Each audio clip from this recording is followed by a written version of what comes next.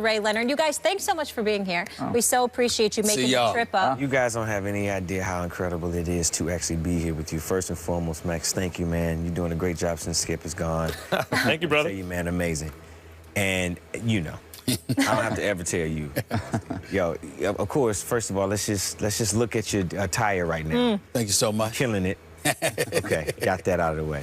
Awesome. Thank you guys again. Usher, I want to start with you. What newfound respect do you have for boxers after playing this role? Well, understanding the psychological aspect of it is one thing that became painfully obvious.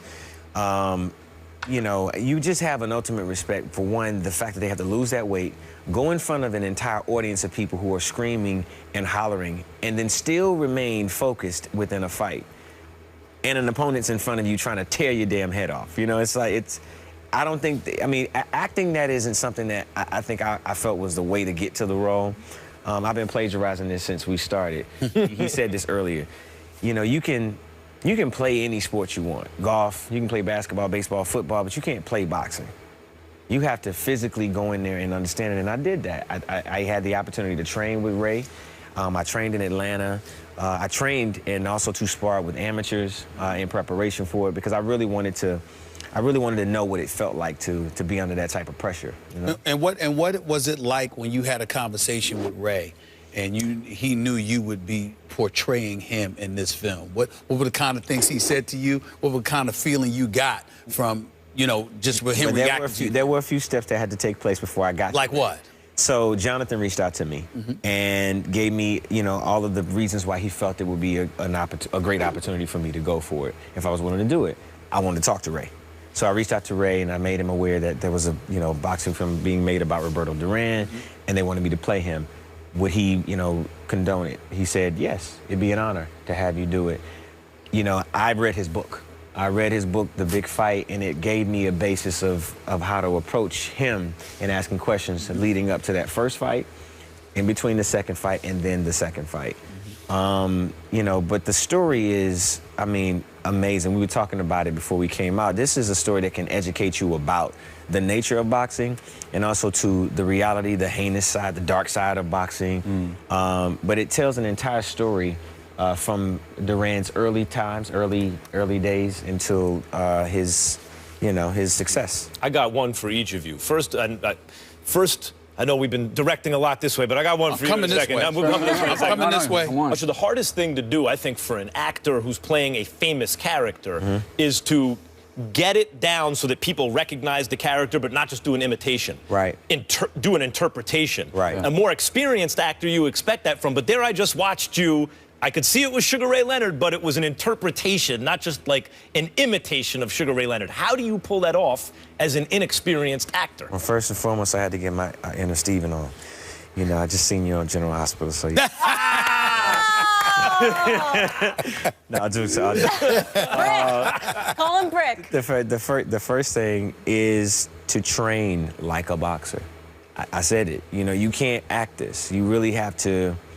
I mean, I had to lose the weight. I grew his hair, you know, and I studied his mannerisms. I began to look at him and analyze every aspect of who he was and what kind of led him to be the icon that he was, and then deal with the pressure of Duran. Duran was a monster, man. He was scary. That's where I'm going. He was intimidated. I had to go. Edgar, I got to ask you this because, I mean, everybody talks about Duran welterweight. I remember Duran getting knocked out by Tommy Hitman Hearns. I remember that. Okay. But before that, I remember him just destroying people. And he was as vicious as they come. I actually missed that in boxing to some degree in this day and age. But what was it like to play him? Talk to me about what you had to do to get ready for this role, to be Roberto Duran, because that seemed to be something special. Yeah, well, we're both very lucky that the champs trained us. I mean, I was trained by Roberto Duran in the same way that Sugar Ray Leonard trained Usher. I moved to Panama, and the whole process took probably over a year between all the training and the shooting. And Roberto was very open. He was very generous to share a lot of time with me and to teach me the tricks and the technique. And he revealed a lot of things to me, but he also did not. And by not sharing everything with me, I learned more about him than had he open completely up. Because one thing that I take away from this film is that boxers are like magicians. You know, they have tricks and they have cards under their sleeves that they will never reveal. It's like having a genie in a bottle, and that's part of the mystery. And I think that's why boxing is so fascinating. Still. I want to peel because you just finished saying that there were some things that he showed you a lot, but he didn't show you everything. Yeah, no. What did he keep from you? What did he keep from you? Well, for example, I would ask him, why did you stop the fight? I mean, what happened that night in New Orleans? And he would never. I mean, every time I would ask him things straight, he would not shut up. He would keep talking, but he would take me somewhere else. I mean, he would just, you know. He was partying too much leading up to the fight. He wasn't in shape to fight Sugar Ray in the rematch. Well, the thing that is not. I mean, it's not as, and that's the fascinating part of the story. It's not as black and white as he was just partying and do. I mean, there's more to it. Yeah, and that's the drama. I mean, just imagine that you come from nothing. Yeah. You've never had food on your plate, which is something very, very. Something that happens very often in the life of boxers. Yeah. It's a sport of them. It's of course, fighting your way out. Never have, and one of the things that is one of the most dramatic things, and I learned this by spending all this time in Panama and training in the slums and going to El Chorrillo, where he comes from, is that one of the most dramatic things about being poor, it's feeling that you're no one, that you're a nobody.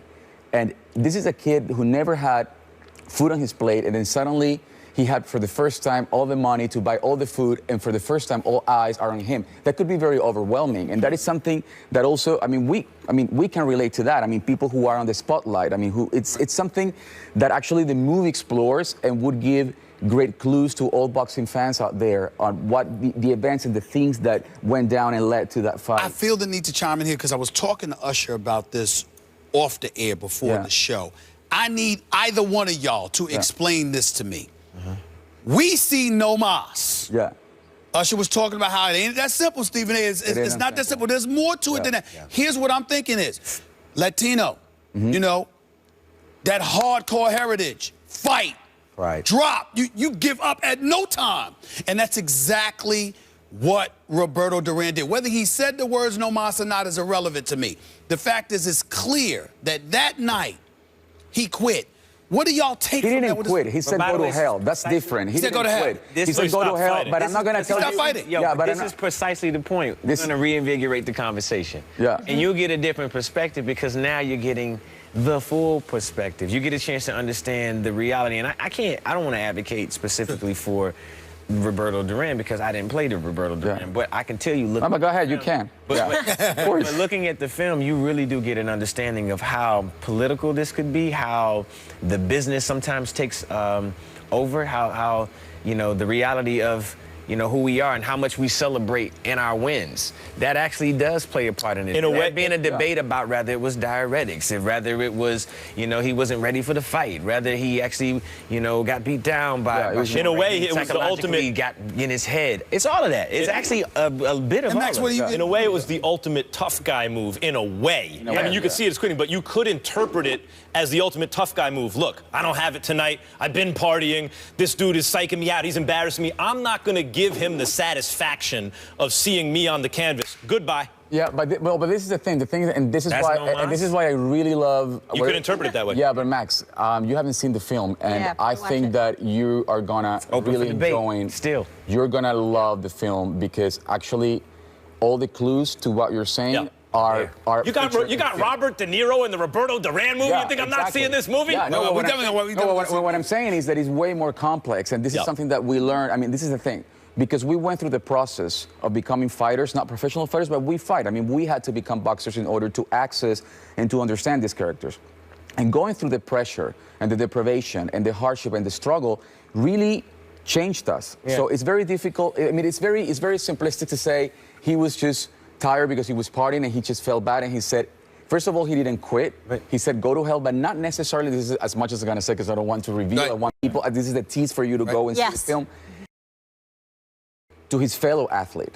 It was go to hell to a lot of people. A lot of people. Here's the only thing I'm going to say. I can't wait until next week. We're definitely going to go watch the film. All of us, yeah. What I'm interested in seeing is what this man has to say once he watches the film, because this is boxing here. And so I know what I thought of No Mas. I've heard what you thought. I can't wait to see what you have to say in terms of your perspective once we watch this film. Because I want to see if this is going to change his mind. Well, Max, I want to applaud you, man, because you're right. Boxing is not what it used to be. No. And part of it is the fact that this was a poor man's sport that has now become a glamorized rich man's sport. And where is the hunger? The hunger is in the pursuit of the proper match. But the wars that happened back in that time. Know why you got him, though? Because the character you played. I was getting ready to say that. Was the money man. That's when right. The money man is like, just bring me the biggest, baddest dude for the most money. This is prize fighting. You get a great era. Yep. Muhammad Ali, get me Foreman, get me Frazier, get whoever's there. Sugar Ray Leonard, the glamour boy, the golden child, the gold medalist. He said, oh, Wilfred Benitez, Roberto Duran, he beat me. Get me right back in with Roberto Duran. Tommy Hearns was killing everybody. Marvin Hagler, get me the biggest, baddest dude. When you have the money man, Sugar Ray Leonard, with that attitude, you get a gold Let me say, last comment. You're right. But Sugar Ray, nothing but respect, because I love me some Sugar Ray, in a complimentary way, is also somewhat to blame about the glamour. Because when you think glamour in boxing, who was more glamorous than Sugar Ray? No. Sugar Ray Robinson? No, I'm saying glamorous. I didn't say. By the way, you know how big Sugar Ray? Glamorous. Sugar Ray Robinson. Because of the world we're living in. Come on now. We weren't even there. But Come on, Sugar Ray the Robinson. entourage was made for Sugar Ray Robinson. By the way, Sugar Ray Leonard. And an entrepreneur, too. In Harlem. Talk about that. No, Robinson was bigger than Leonard. Robinson was bigger than Leonard. But by the way, you can't fault Sugar Ray Leonard. I'm not faulting him for it. No, because Sugar Ray Leonard also, too, changed the standard for African-American endorsement. It was great. Yeah. It was great. I'm By just the way, saying. I want to give when I got them thinking about you an idea of how big Sugar Ray Leonard was. For everybody. Yeah. I want to give you an idea about how big Sugar Ray Leonard was. At the time, 1981, of the Leonard Hearns fight and right around the Duran fight, the highest paid athlete in the history of American team sports, by far, Dave Winfield, $2 million a year. Sugar Ray Leonard made over $10 million for fighting Roberto Duran. Yeah. That's your fighting example. Tommy Hearns. That's your example. You know what my example is? When did we ever care about seeing a boxer with his own kid? It's Sugar Ray and his kid with a big smile. He knocking people out. But he's Drinking smiling 7 on Up. television. That's what I'm talking about in terms of the glamour. These guys think about money. Sugar Ray taught him. Well, he understood branding in the aspect of making sure that, you know, the concept and the idea of what boxing was could evolve. Right? I mean, Oscar De La Hoya did the same thing. That's right. You know, but my point is, you know, for me, when I looked at this role, I was like, okay, what is it that I could go after that people don't know? And after reading his book, The Big Fight, you realize that there was a lot going on inside of Sugar Ray's head, but he wasn't showing it. There was a wall up because of the perception that he had for what he had, you know, come in. Edgar, look at this. Even in the Roberto Duran movie, Sugar Ray is overshadowing him. No. Look at this. I told you off the air. You come back. You know what? This is one of the most amazing contradictions of the story in the film. That that Sugar Ray presented himself before Duran, for when Duran came from, he was the rich kid. Sure. He was the rich kid. He became this imperial power. He was the symbol Sugar Ray Leonard of this was country. willing to There was accept also that that he fight. felt that was occupying his country at the time. Yes. So that fight, I mean, the level, I mean, the number of layers that came into play in those two fights, it goes beyond boxing. Gentlemen, I mean, it wasn't, as you say, it was a golden era when people were fighting for more than money. Yeah, they were making a living, but they were fighting for more than money. Edgar, Usher, I hate to cut you guys off. We could talk to you all day. Can't wait to see the movie. I mean, I can't wait. This is a great cause to go see the movie. Right? We were already excited. This took it another level. Edgar, Usher, I appreciate you guys so much. Thanks for being here. We can't wait to check it out. Coming up next, Josh Norman has certainly done a lot of talking of late, but did he perform as well for the Panthers? Was Carolina right to